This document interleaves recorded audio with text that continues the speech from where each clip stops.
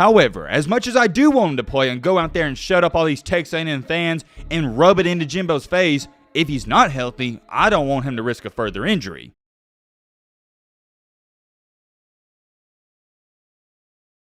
Well, oddly enough, I don't know if some of y'all saw the video we posted earlier today, but that was on Tua's injury because we just got an update on that. And ironically enough, and this is why I say it's odd, we also got a new update on Bryce Young's injury. So hey, we got 2 updates on 2 Alabama quarterbacks in one day. How about that? Now, if you didn't see the Tua update video, feel free to go check it out. That one's important to the NFL because before Tua got hurt, he was one of the top 10 quarterbacks in the league and the Dolphins were 3-0. I think it's more than fair to say the Tua injury, it's a big deal, and I think most people know that. However, I think the Bryce Young injury is just as a big a deal when it comes to the college football landscape. Because I think many people out there know this. Bryce Young, he's a pretty good quarterback, right? We can agree on that. I'm being sarcastic for some of you that couldn't tell. He's the best quarterback in the entire country, no ifs, ands, buts about it. Although Alabama is really good despite who's playing quarterback, we all know this. If you want to win a championship, you got to have elite quarterback play. It's rather simple. I said it all last year, and I'm going to continue to say it this year. Alabama is good without Bryce Young,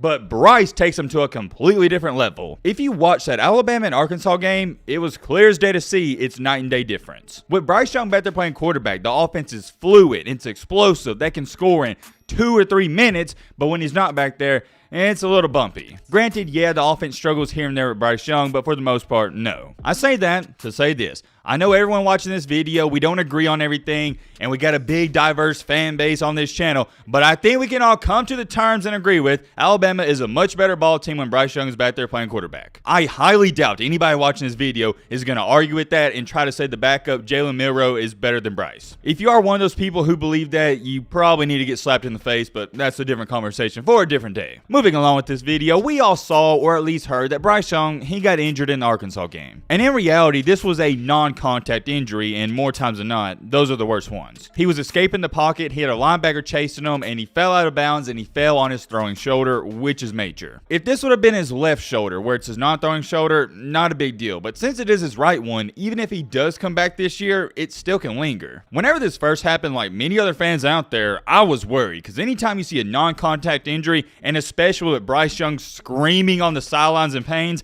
yeah, you think the worst. You automatically assume, dang, he could be out for the rest of the year, and that's reasonable. College football, yeah, it just started, but we only got, what, 8 or 9 games left in the year? That's only about 10 more weeks. And of course, if you make the playoff, your season will be longer than 10 to 12 weeks, but you get the point. With all that being said, we now have a new update that came out on good old Brycey Bryce earlier today from the man, the myth, the legend himself, Nick Saban, and here's what he had to say. Quote unquote, he's doing some things in practice, and he's still listed as day-to-day. I know it was short, but it was simple. That is literally all we know as of right now. Whoa. Hold on. Before you click out this video, think that's the end all be all. It's not. Let me explain something to some of y'all. Nick Saban even ranted on this earlier in the week when talking about if he was going to play Bryce Young or Jalen Milroe. Even if he knows right now Bryce Young is ready to go out there and play, why would he tell Jimbo Fisher that? Why would he put the news out there? Head coaches do this all the time. They say, oh yeah, he's day-to-day, but they already know by now if he's going to play or not. That entire Alabama medical staff, Bryce Young and Nick Saban, know right now, as when I'm speaking, as when you're watching this video, if he's going to play. Now, we as the people don't know that, but they do. You got to trust me on that one. Oh yeah, real quick, before we go any farther in this video, I also want to say my prayers go out to the Alabama linebacker,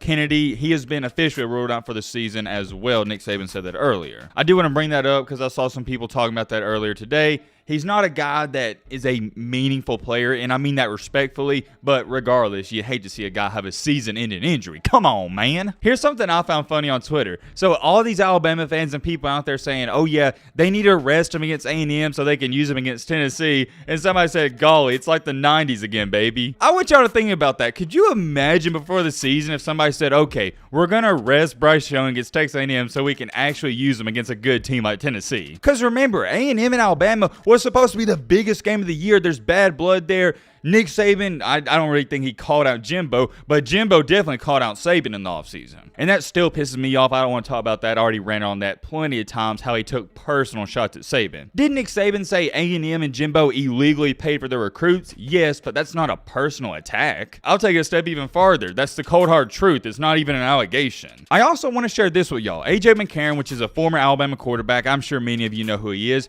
Here's what he had to say about Bryce's injury. That fall from Bryce Young with his arm extended is 100% an AC joint and labrum. I injured mine twice the exact same way, extending my arm for the goal line against Tennessee my senior year, and of all teams, Arkansas my first year starting. He followed that tweet up by saying this: "They will shoot his shoulder up and he will be able to play through it. He has the best medical staff in the country with Dr. Kane and best training staff leader in the country with Jeff Allen." Okay, what do y'all think about that? So apparently, according to AJ McCarron himself, he, theoretically speaking, could have went back in that Arkansas game. I love AJ, what he did at Alabama, it's awesome, and I respect the guy so much. But as much as I do like him, I don't necessarily believe him 100%. I'd rather hear that from the medical staff and the doctors, if you understand what I'm trying to say. Just because AJ McCarron says Bryce Young is good to go doesn't mean it's going to happen. I've had a lot of people ask me over the past few days, "Yo, Matt, what do you think Alabama and Nick Saban should do? Should they start him if he's healthy? Should they sit him out if he's 80%? What do you think?" My answer to that question has been the same since Saturday, and it won't change. As an Alabama fan myself, and I know we got plenty of Alabama fans watching this video, shout out to y'all, love y'all so much, we want Bryce Young to play. Of course, I want the best player on my favorite team to go out there in a big-time game and play. However, as much as I do want him to play and go out there and shut up all these Texas A&M fans and rub it into Jimbo's face, if he's not healthy, I don't want him to risk a further injury. Because Bryce Young isn't like an AJ McCarron. He is going to be getting paid a lot of money in a couple of months. I don't think some of y'all quite understand this, and I don't think AJ McCarron even understands it. Bryce Young could sit out the rest of the season and still be guaranteed a $30 million contract. So I don't want him to go out there and risk an injury if he's hurt, if he's only 50 or 60%. There's no reason for it, and I already know that medical staff and Nick Saban will not let him play if he's not healthy. I know a lot of you think Nick Saban's running some type of dictatorship over there, but a lot of people fail to realize behind the scenes, he loves his players. He takes them out to his lake house, he has dinners with them, he has parties, etc., but nobody wants to talk about all the nice stuff he does. Nobody wants to talk about how he's always calling his NFL players, how he's always sending them care packages, how he's always texting them and all that stuff. Why do you think all these Alabama alumni in the NFL are still wearing Alabama clothes, tweeting about Alabama and doing all that stuff? Because it's bigger than just the 4 years they're there. Going to Alabama isn't like, for example, going to a USC. Think about it. How many USC alumni in the NFL do you see tweeting about how much they love their school? I don't see any. That's my point exactly, and that's just one school I thought of. You can apply that to many others. But, and I have a big but, if Bryce Young is healthy, there's no reason why he shouldn't play. If he's 90, 95, or even 100% healthy, yeah, it's go time. Put the helmet on and let's go. Don't get me wrong, I'm looking out for his health, but we don't want to play it too safe now. You're a football player. That's my thoughts on that. I have a lot of sources in that Tuscaloosa area. For those of you that don't know already, I am from Alabama, and this is where I currently stay. I do have a lot of sources all across the Southeast, but the ones I keep in contact with the most are the ones around Tuscaloosa. Obviously, I can't tell you who my quote-unquote sources are, because that defeats the purpose of sources, because as long as I say, hey, I've heard word that Bryce Young's going to play, and I don't tell who tells me that information, then it's all good. But if I leak out a name, oh yeah, it's done. I could be in some trouble. Not big trouble, but you get the point. I'd lose some credibility, and all these guys I talk to, they wouldn't talk to me anymore. But that's besides the point. Matt, gonna move on. I'll leave it at this, and this is all I can say, or else the FBI would be raiding my house in about 5 or 6 minutes after this video is uploaded. If you're an Alabama fan, or you're going to watch this game, expect, not saying this will happen, but expect Bryce Young to play. I am very, and I mean very curious about that. Alabama fans or SEC fans, let me know your thoughts down below. Do you think Bryce Young should play, or should he sit down, regardless if he's healthy? Last but not least, before we end out this video, I want to show y'all a couple other things. Somebody tagged me to this on Instagram. If y'all ever want me to talk about a subject, or you just see something and want me to speak on it, just tag me in on Instagram. It's MattBeGreatYT, and same thing for Twitter. I always try interacting with you guys on there. I love when y'all send me stuff, and somebody sent me this. It says, after signing a $95 million contract, Mel Tucker, who is the head coach for Michigan State, is now 2-3. Wish I could say I'm shocked about this, but what did I tell y'all time after time? Michigan State is an overrated piece of crap. I said it before the Ohio State game last year when Michigan State, for some odd reason, was ranked inside the top 5,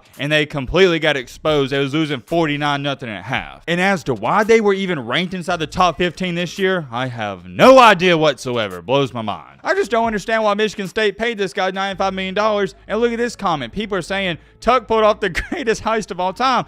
And that's what this guy did. He pulled off a legal bank robbery. The same thing that Jimbo Fisher is doing at A&M. I just simply don't understand why Michigan State agreed to pay this guy this much money without him proving anything. He didn't win a championship. At least with Texas A&M, you can say, okay, Jimbo Fisher won a championship in the 1940s, so maybe he's promising. This guy, Mel Tucker, he hasn't. I don't know, it blows my mind. And also, the University of Oklahoma will have a quote-unquote student holiday on Friday, and all classes are canceled for the RRR, which means, say it with me now, the Red River Rivalry. People around that area and all my Oklahoma fans, I know you're going to let me know about this.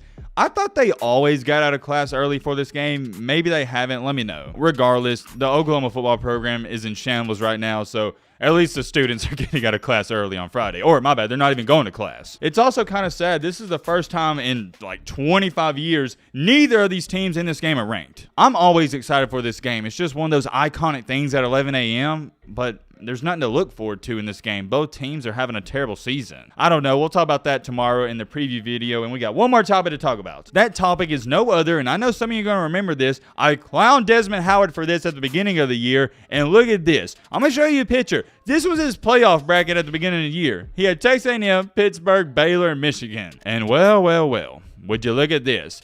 3 out of those 4 teams aren't even ranked. I had to bring that up so I could give y'all an update on Desmond Howard's playoff bracket as to why he picked those teams.